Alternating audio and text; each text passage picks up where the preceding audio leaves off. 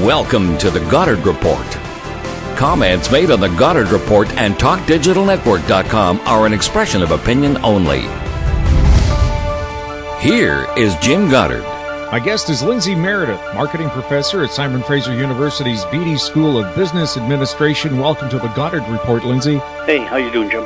We are going to entitle this episode, and several more, I hope, Not So Common Sense. And we're going to talk about Black Friday, Cyber Monday, and even Boxing Day. And you say those days are set up to suck consumers in, and perhaps you're not getting the deals they're promising. Well, it'll certainly suck the dumb ones in, and there are a lot of things you got to watch out for. Smart consumers, hey, guess what? They don't get hooked like a fish. So, here are a couple of things to watch out for. Let's start with the first one. It's called loss leadering. Loss leadering is when a retailer runs that great ad for Black Friday or Cyber Monday saying, hey, look, this thing is way below the price you would normally expect. Well, that's a good deal. You may want to get in there and buy that. What do you watch out for? Well, number one, watch out for, if there's an ad in the paper, read the bottom. It may well say limited quantities or 25 or 35 only. If you see it on TV or on the net and a whole bunch of fine print goes screaming by you, good chance it's buried down there. That's your signal. There are probably limited quantities only. You're going to get all the way down to that store, and guess what? It's not there. So loss leadering is simply designed to get you into the store, Jim, and you're going after that good deal. Well, it may not be there, but since you're in the store, you're going to buy a bunch of other stuff otherwise.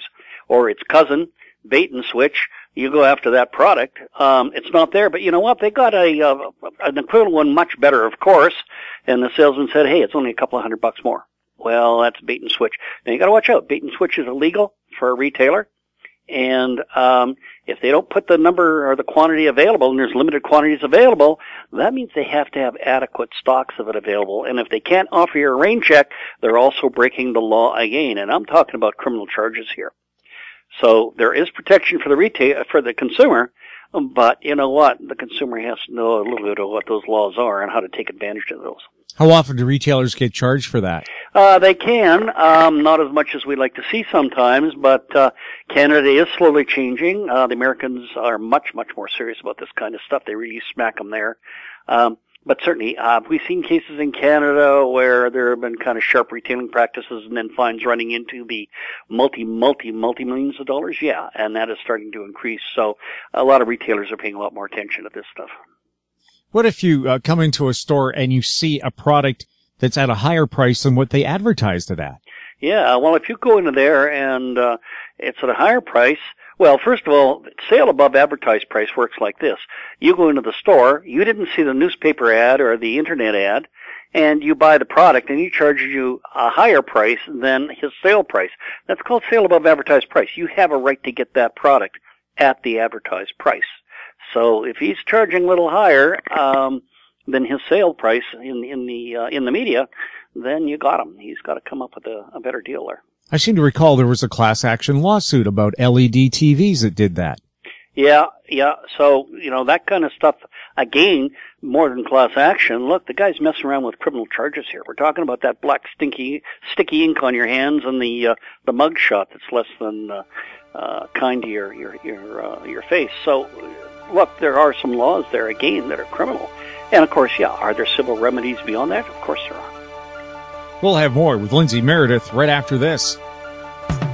More and more people are looking to the Internet for intelligent, riveting, and thought-provoking interviews. To advertise on the Goddard Report and TalkDigitalNetwork.com, call 604-699-8600, 604-699-8600. In Goddard we trust.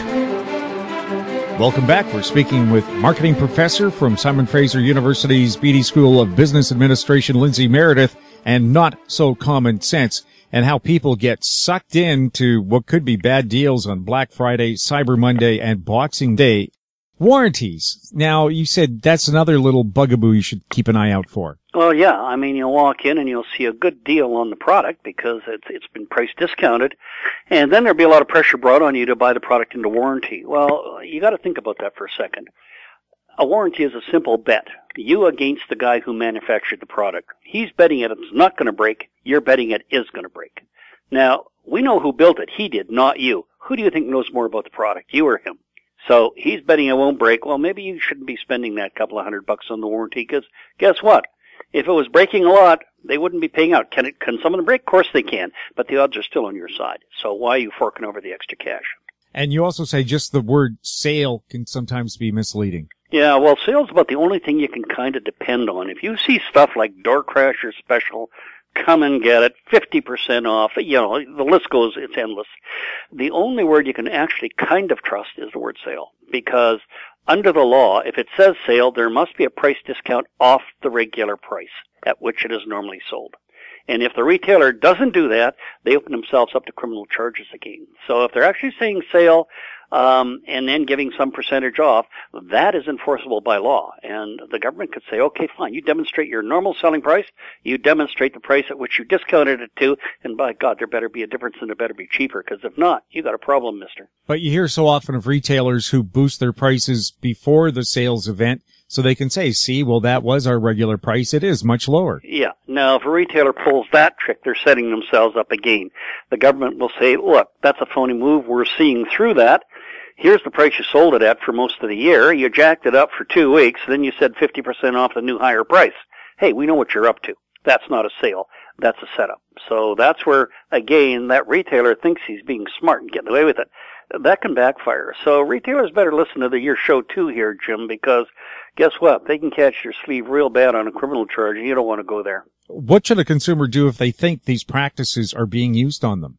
Number one, tell the retailer that, you know what, I think you're breaking the law, and I'm ready to go call Competition Bureau of Canada, which is the federal crowd, and basically they treat it, if it is a criminal act, they'll treat it exactly like a criminal act.